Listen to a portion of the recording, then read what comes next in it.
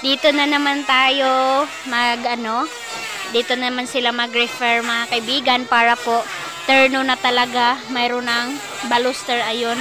Nabilhan na po namin yung kulang, and then ayan si Manong nagputol siya dito. Nakuna na po, ayan, naputulan na, and then yung hagdanan. Okay na po, kumpleto na.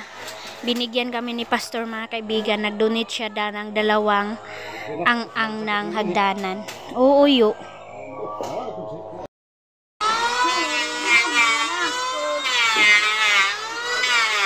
Yes, sila dito.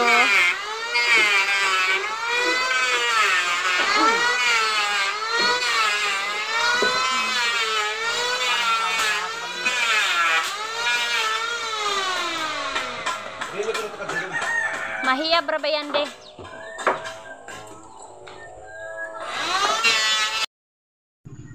Hello mga kaibigan, welcome ulit dito sa bahay. Parang nanaba na naman ako mga kaibigan. Latest update ko sa aking pagbubuntis mga kaibigan. Medyo okay na po ako, and then malakas ako kumain. And then binigyan na po din ako ng vitamins sa center. And then ito na mga kaibigan yung sitwasyon namin. 3 days na nakababad sa ulan. Kami dito sa Agusan Mars na naman mga kaibigan. Yung update ko sa inyo medyo lumaki, and then bumaba siya, and then ngayon ulit naman siya, lalaki na naman. So dahil wala talagang init mga kaibigan, 1 week siya, mag-ulan-ulan dito, na nabalita na siya mga kaibigan. And ngayon yung sitwasyon namin is itatransfer namin yung nasa lupa mga kaibigan na mais namin dito sa ilalim ng bahay para mabuhos namin mga kaibigan, na mahanginan siya ba, maanuhan siya ng hangin. So ito yung update natin in this morning. So ayan mga kaibigan, lahat ng yan makikita nyo po, ayon yung 3 trapal at saka yun po na hindi pa nabuhos kay mama, kay biyanan po yan. And then yan yung malaki mga kaibigan sa amin, and then ayan yung nasa lupa amin din yan mga kaibigan. Yan po yung i-transfer namin kasi medyo bumaho siya kasi nalagyan siya ng tubig kasi nandyan sa lupa. And then yung nasa dryer mga kaibigan, medyo okay pa siya, kaya hindi muna i-transfer kasi sobrang dami, and then hindi siya kasya dito sa ilalim ng bahay. So ngayon magpapakain ako ng baboy. So patuloy pa rin yung pagpanday nila mga kaibigan dito. Lalagyan din ng baluster. Ayan, nalagyan na ng king foss papunta doon sa baba. And then ito na po, hindi na po ako matatakot bumaba mga kaibigan kasi mayroon na pong magandang apakan, and then yung baluster na lang po yung kulang. Marami pong magagamit kasi side by side yung baluster mga kaibigan, and then kulang pa siya, pero yung king foss okay na po yung king foss, yung baluster lang dito banda, yan dito banda mga kaibigan lalagyan siya, and then dito. So pasensya na yun ng kalat kasi hindi pa tayo pwede maglinis kasi hindi pa tapos. So ganito na siya mga kaibigan, and in this update 3 days nila trinabaho to, pangatlong araw nila mga kaibigan.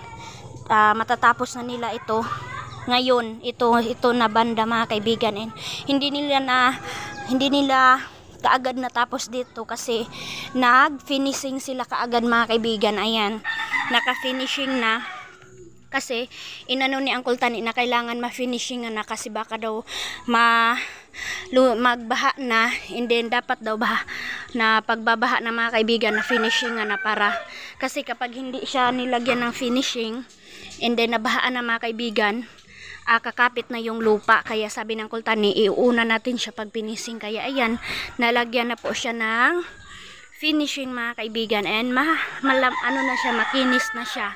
So hindi na masyado kakapit yung lupa kung malunod ba to mga kaibigan, kung hanggang saan yung tubig baha. So dito na, ayan na, nakalagay na si Dudong Junjun ninyo ng trapal dito sa ilalim. So dito namin ibubuhos yung mais namin na medyo bumaho na mga kaibigan. So ito yung sitwasyon namin sa aming update sa aming mais. So dito na si Dudong Junjun, busy na siya sa pag-transfer ng mais namin dito sa ilalim. So ito na, pakain muna ako ng pakain muna tayo ng baboy. Hano, nabasa? So kawawa din yung kanila mama mga kaibigan kasi yung iba hindi nabuhos. Basa no? Basa. Nabasa kaayo oh. Ha? Tubig gani amo gali oh, di ba? Oh, ayan mga kaibigan, basa siya. Ay sumama pala si Kuya Caleb mga kaibigan. Wow, thank you. Akala namin hindi sumama si Kuya Caleb sa pag-uwi dito. So, welcome Kuya Caleb sa pagpunta ulit dito sa Tikgon sa Agusan Mars. Excited kami. Update sa vlog ni Ate Maninay, sumama pala si Kuya Caleb. Yay! Welcome sa second balik dito Kuya. Mararanasan ni Kuya mga kaibigan yung baha ulit dito sa amin. So sobrang basa talaga siya mga kaibigan. Basa nga Carl. Ilahi jud ang basa dapat. Basa ilaw. Basa no. Basa lagi. Na, kailangan luag siya. Ha? Katagon jud siya. So ayan, and then ngayon din na day mga kaibigan, kailangan din namin aalis kasi wala na po kaming konsumo. And then mayroon tayong kunting mga kaibigan, kunting na save sa sa binta natin sa yellow corn. So kailangan namin mag-grocery. So balik na muna tayo kasi meron pa akong work. Pakain ako ng baboy. Sa hello mga kaibigan, welcome po dito sa bahay. Merry Christmas and advance Happy New Year. Welcome po. So busy na po talaga yung panday ko. Grabe na yung nila ginawa mga kaibigan. Todo paspasan na talaga yung nila paggawa talaga dito sa bahay para po at least mayroon man po hindi na nila kaya talaga, hindi ko din kaya na bayaran sila ng day nila. Kaya hanggang saan lang yung naipon ko na pera mga kaibigan pang sahod sa kanila, doon lang din mga kaibigan na day sila i-stop dito sa bahay para sa paggawa. So ngayon, ito na po yung update ko mga kaibigan sa pabahay natin sa Agusan Mars. So dito banda mga kaibigan sa sala, mayroon na po silang nilagay na kahoy para po sa kublight. Kublight na po to kasi mayroong walling na. So ganyan mga kaibigan para malagyan ng kublight, and then yung sa gitna design mga kaibigan kung ano yung i-design nila. So update ko na lang sa next vlog kasi hindi pa tapos kasi kulang kami sa kahoy mga kaibigan. So ito yung problema kasi kulang kami sa kahoy. So dito kasi natapos na nila paglagay yung mga kahoy, and then sila nag-walling na din sila dito. Tanggalara. Nakadailik na. Dili na kuha oh. Dili na kuha sa street sa paloma. Oh, dirita palong. So yan, dito sila. And then dito sa labas mga kaibigan, tapos na po dito paglagay nila yung lalagyan ng kublight. Ayan. Ayan na siya, nadamitan na. Ayan siya oh, ang cute na mga kaibigan oh. Oh.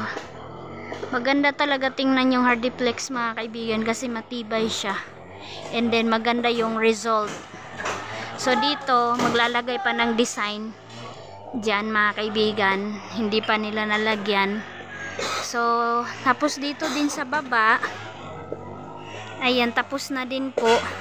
So dito mga kaibigan, kasi nga sabi ni Dodong Jonjo na papalitan namin yung plywood ng Hardiplex kasi madali lang siya malata. So dito in advance na namin kasi bago to nagawa, ayan, wala pang ang varnish. So in advance na mga kaibigan na Hardiplex na yung ilalagay para dito na lang pag ibaklas na siya mga kaibigan, kapag sira na talaga, so papalitan na siya ng Hardiplex, pero dito advance na siya. Ayan. Si Manong ko at saka si Pastor yung naglagay dito banda oh. Bago yan mga kaibigan na tapan, and then dito din bago din ito. So dito din siya. So doon, ito na yung dadaanan natin dito. Mayroon na din dyan. Safety na po, pero kulang kami sa cladding. So mayroon na din. Ayan. So nakita niya yan. So ganyan siya mga kaibigan yung sa labas. So napakadumi, ayan, ang dami ko na naman kailangan linisin. Kami ni Dudong Junjun ninyo, grabe. Oh, napakakalat mga kaibigan dahil nagpapanday nga tayo. Pati sa loob, maputik. At ano ba, maalikabok mga kaibigan.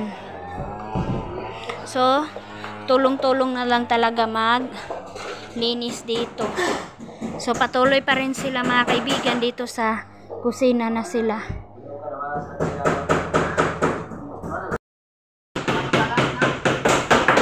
Tingnan nyo mga kaibigan, grabe. Nahirapan talaga sila sa paglagay ng Hardiflex kasi yung iba mahaba and then matataas sila mga kaibigan, kaya gamit yung ulo nila oh.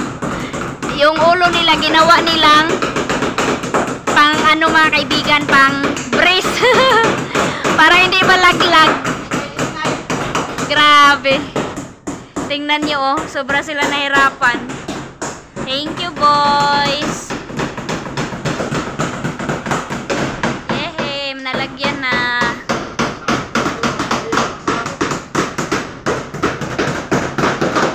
Okay, sa ano lang talaga intro mga kaibigan kasi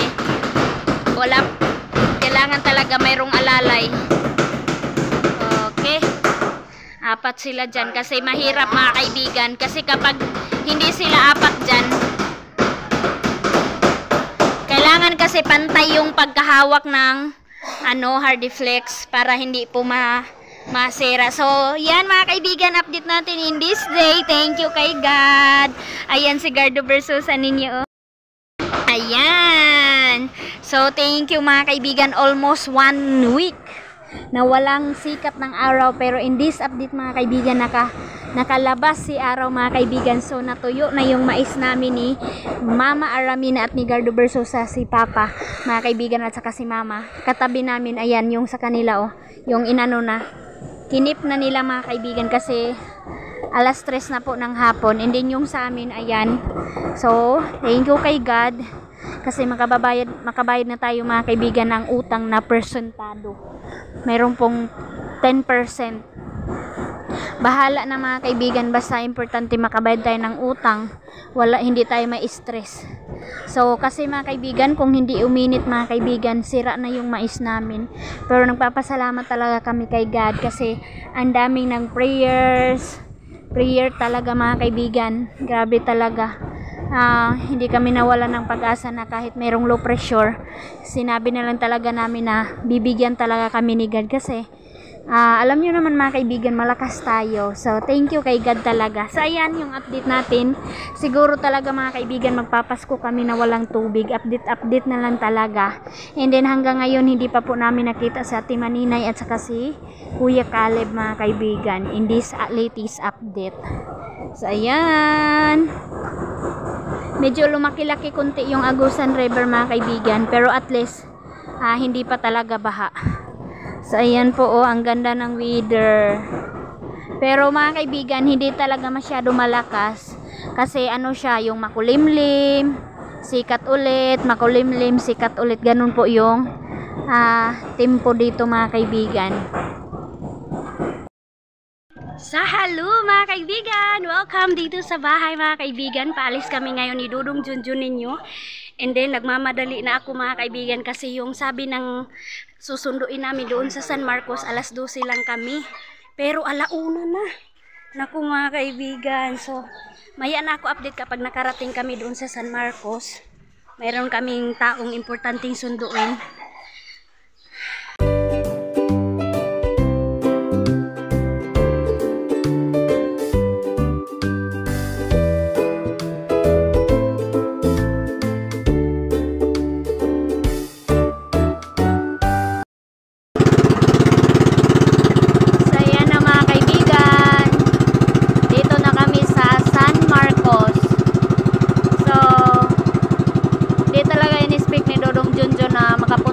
Dito kasi ako lang yung nakakaalam. Sabi ko sa kanya na mayroon kaming followers na kailangan namin kitain dito San Marcos. Susunduin namin siya. We are here. Ay, merong sounds. Sa hello mga kaibigan, dito na po ako ngayon sa mayroon palang inumin dyan mga kaibigan, so hindi yan sa atin. So ngayon, nandito na po ako, standby muna kami dito kasi palapit na po yung susunduin namin. So si Dudong Junjun ninyo nandun sa unahan mga kaibigan, nanood ng basketball kasi tired na siya naghintay kasi alas 2 pa lang kami nakarating and ngayon alas 3 na ng hapon. So chika-chika muna kami ni auntie dito, buti mayroon akong kachika. Ayan, hi! So ngayon mga kaibigan, makikita nyo kung sino yung susunduin namin. So palapit na, so abangan! So ayan na, malapit na mga kaibigan, sinundo ko na si Dudong Junjun para kami talaga dalawa yung makita ng sinundo namin, na makita kami nandito na kami nagantay. Ayan. Mayroon kaming backup si Dudong Carlo nandun mga kaibigan kasi baka daw mayroong mga kailangan buhatin, mayroon siyang katulong kaya sinama niya. So iniwan namin yung mapanday at saka yung nagpatuyo ng mais mga kaibigan. Walang ibang kutsi na darating mga kaibigan, mayroon na. Ayan na.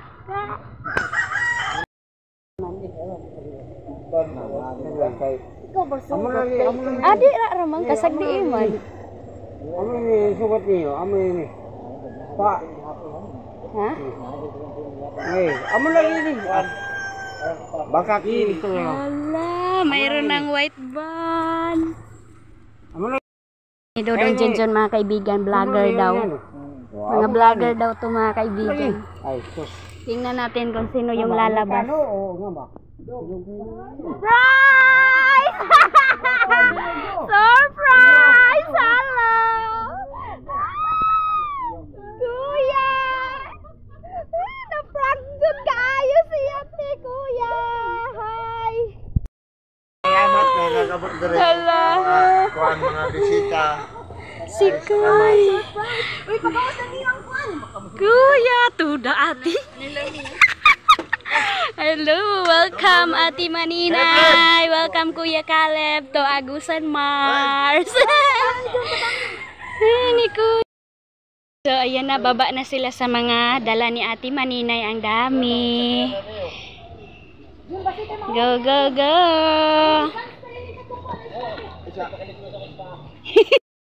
Uy!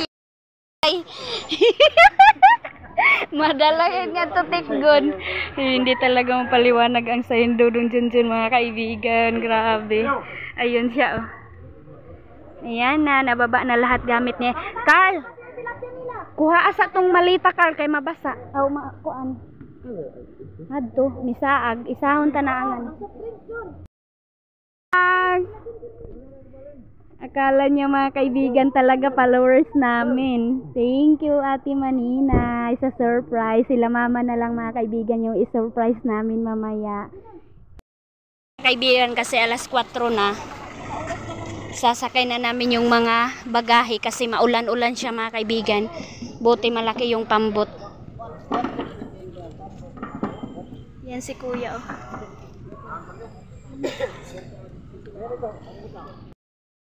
Ayan, tumulong na si Kuya Caleb mga kaibigan pagdala ng mga kailangan ikarga. So, todo effort na, ang daming tumulong para mabilis kami makauwi.